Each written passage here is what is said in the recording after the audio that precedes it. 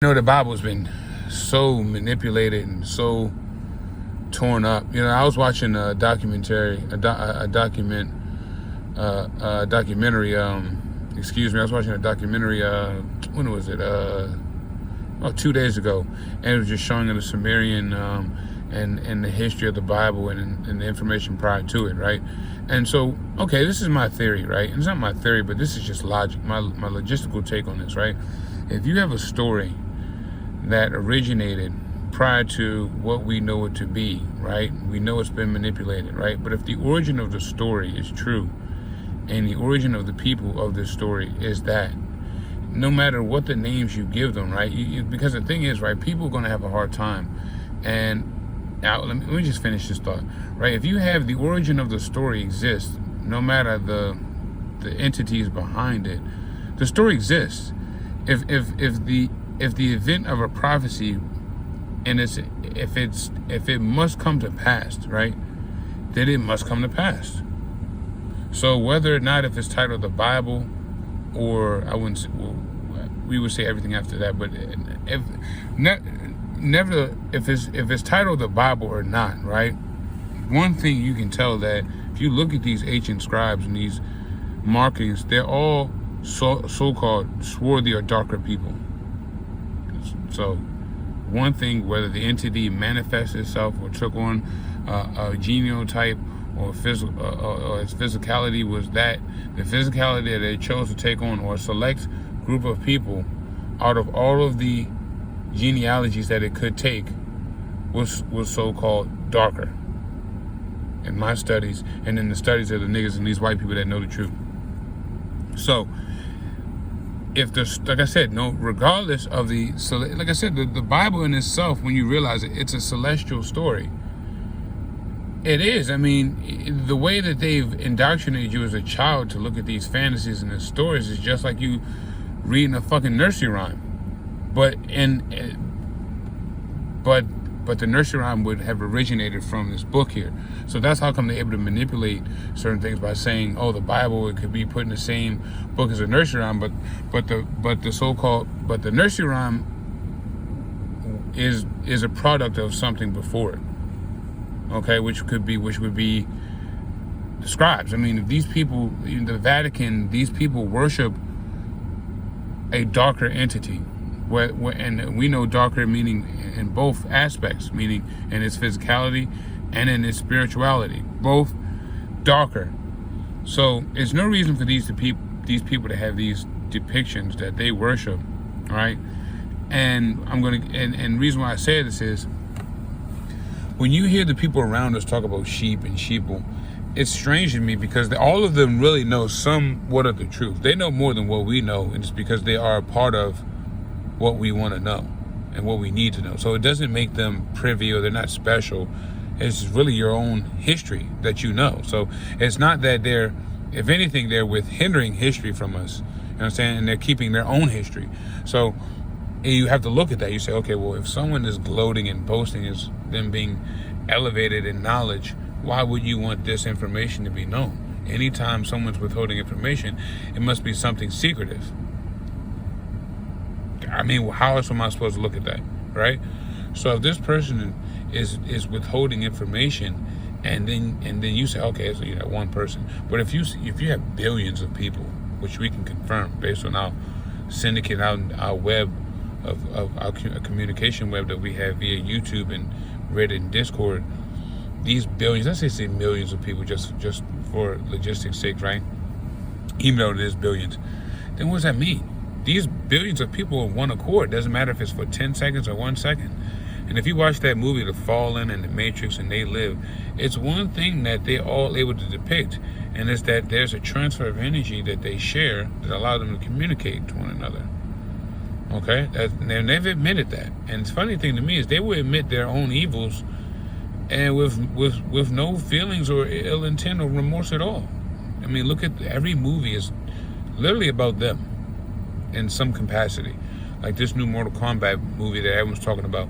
You have two sides. You have the nerds talking about how great it is, and you have the conspirators, alleged conspirators, talking about how talking about how crazy it is because you see the reptilians are just basically they're putting themselves in these movies. They're showing themselves. So, like I said, there's no reason why the Bible is saying that these things will come to pass, and they're coming to pass. And then you have an entity that looks like they don't want this good to come to pass. I mean, no matter what, whether they're brothers or, you know what I mean? Like, I've always come up with that ideology that the whole God, Jesus, and Satan had to be brothers, because no matter what, if you look at the genealogy, they're still related. They have a father. Okay, if in the Bible, right, it has what, the Father, and then it has what, proverbially, Lucifer was created prior to Jesus. If you wanted to look at it that way, right? So then you have what, two entities battling, but who resides over both of them? The Creator, right? So like I said, no matter what you have on this plane, there's still someone who's controlling both sides. And that person seems to look out for those that do the good more so than those out here, because you can't tell me that's not true, because why do these people need to put symbols in? What is the need for separation if you're all together? If everyone is aware and in the know, right? So then you can't have it both ways. You can't then say that these are mysteries and then say we're keeping information and it's on a need-to-know basis, but then the Illuminati is really all of those combined. I mean, 5-year-olds, 6-year-olds, 7-year-olds got children that are included in this knowledge, right? That are know. You know what I mean? These kids put up their own devil symbols and their own, I see it. I posted pictures of it. You know what I'm saying? Their family members know that, and they allow their kids to make these Masonic symbols at an early age, indoctrinating them. Okay, so you can't say that you're all in the know and then you don't know, and then Black Lives Matter and police brutality. It's too much. It's too much. It's too much to make sense. It's too much distractions. Like I said, you will know them by their fruits and spirits, and you know spirit by spirit, and symbolism will be their downfall. It's too much confusion for it to make sense. It's too much confusion for all of you guys to be positive, light-bearing, kind-hearted persons, entities, individuals, whatever you want to call yourselves. It's too much. It's not there. It doesn't make sense. And I've seen the butt end of it, so I know that's a lie. I've seen you guys for firsthand in what you are. So we know you're nothing. We know you guys bask in ignorance, and you take delight in stupidity. That's one thing for sure. If I don't know anything, if I learned nothing in 5 years, I know at least for the state of Maryland, Virginia, for the East Coast, these niggas all share stupidity of like mind. Okay? I don't give a fuck what they tell you. I don't give a fuck if he's a brain surgeon or not. There's an entity controlling that person that allows him to do what they do. And if you're not in the room right there, it's not being done on you, you don't know what's going on. We hear a lot of things that we don't know. Like I said, I really wonder what goes on, because, like I said, for us, it's a movie, so you really don't know what someone's doing until you get there. You know what I mean? You hear a lot of stories, but it's you. You know what I mean? You see a lot, but it's you. So I don't know, man. I'm just really had to take some time off, because I don't want to be around these people, and I don't want to create a schedule and these people acting like, when I was doing Uber, like they knew, just guaranteed that I was going to, and I just seen how they, and how they were, trying to, so I was like, you know what, the best way to deal with a dummy is not be around them. A dummy can't affect you if you don't exist around them. So I removed myself from these dummies, take some time, get my mind together, and then come back out again and get back to it. But like I said, it's a shame, but I think that's how life should be, though. I think that whole, it's only a shame based on the structure of this world, because you think that you have to go to work every day. But when I thought that and thinking, like, it's not a shame, because in reality, who the fuck, if you can work for 6 months out the year to then live off that 6 months, then why wouldn't you? Why wouldn't you? You know what I'm saying? And so, like I said, my goal is just to work at least as possible to survive, because I see how these people, they want you to go in this cat and mouse game, but they're not telling you what it entails. Blood, perversion, all types of just, basically you're on call 24/7. Just for the opportunity to live and for the opportunities that you should have just for existing. I'm not saying that you should be given money for existing, but you should be allowed to earn whatever your ability and your mindset can achieve, right, to the maximum, without any backdoor or underlining alliances. If I'm good at music, which I am, I should be able to operate in music in its entirety for what I can produce and what I have to offer music. It shouldn't be me signing my soul or selling a family member, all this backdoor shit or propaganda or creating a narrative. It should be me providing the music the best way I can, for those who are interested in receiving the monies that I have off of that and doing with those the best I can. That's how life should be. These people, they don't get the simplicity behind it because they do a lot of backdoor shit, because what you do is you have a lot of dummies. And when dummies need to be equal, right, there's no equality for the dummies. Okay, so what you do is now the dummies are able to kill a couple niggas, suck some dick, lay down for anybody, right? And now they've made it to the top. And now they're able to talk down on people who they've never been aligned with in any dimension, in any plane of existence, right? But now because they've sold out, they're now able to exist in a light that they would never exist in. You understand? That's my issue. My issue is we now have a bunch of dummies trying to tell true intellects how to survive. It's mind-boggling to me. It's mind-boggling because you only survived off of living on your knees. That's how come you're here now. And you can survive forever because you're comfortable doing that. You know what I'm saying? So a nigga that live on his knees will always be good because he'll live on his knees. That's what the term living on your knees is. And I'm going to die on my feet. We're totally different. I'm not selling out or doing any perverted things or any compromising myself to where I have to look down on myself. You know what I mean? For the greater good of what? Because if you look at these who are you impressing? These are reptilians. Once I realized these women were reptilians, I'm like, oh, what am I? I was never the one to impress women anyway. But I like to upkeep myself more so than others, more than average. I think that the things I have interest in are more than average. So then that's the way I entertain and held myself. And so now I'm looking at it's kind of like if you know you're going to be fired, why show up to work? You know what I mean? If you caught word on the street that you're about to get fired, why go to work? Saying you gonna get dressed, take a shower, I'm gonna sleep in.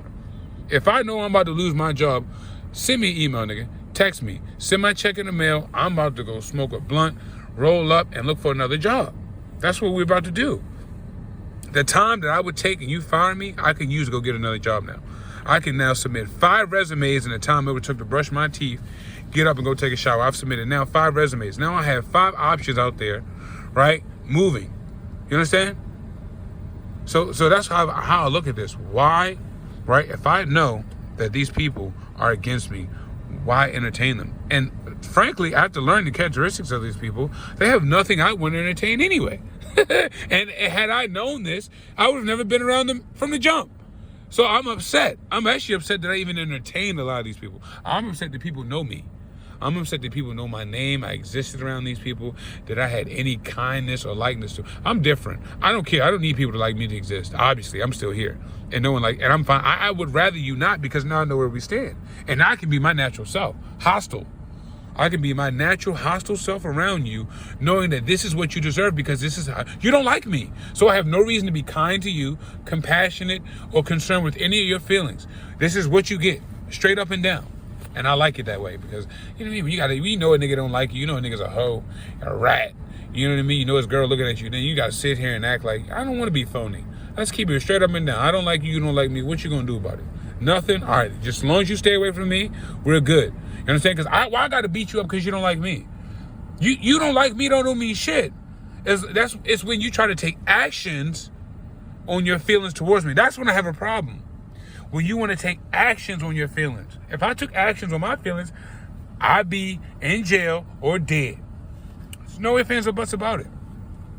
So I can confidently say I express way more self-control than about everyone in Maryland. More than 1 million people. And it's crazy how I grew up. That's one thing all of us have in common. We're stubborn. We're told we're stubborn. No, I have self-control. I have more self-control than everyone I'm around on a daily basis, without a doubt. You know, it's funny how the pot called the kettle black, and they're the blackest one in the rooms. The blackest one. Feet black, arms black, underarms black. And you could be white and black too, because white people got black feet too. You don't wash, you get black feet. You know what I mean? And there's no white thing too. These motherfuckers it's a shell. It's a shell, and some of these niggas can change that shell in seconds, and minutes, milliseconds.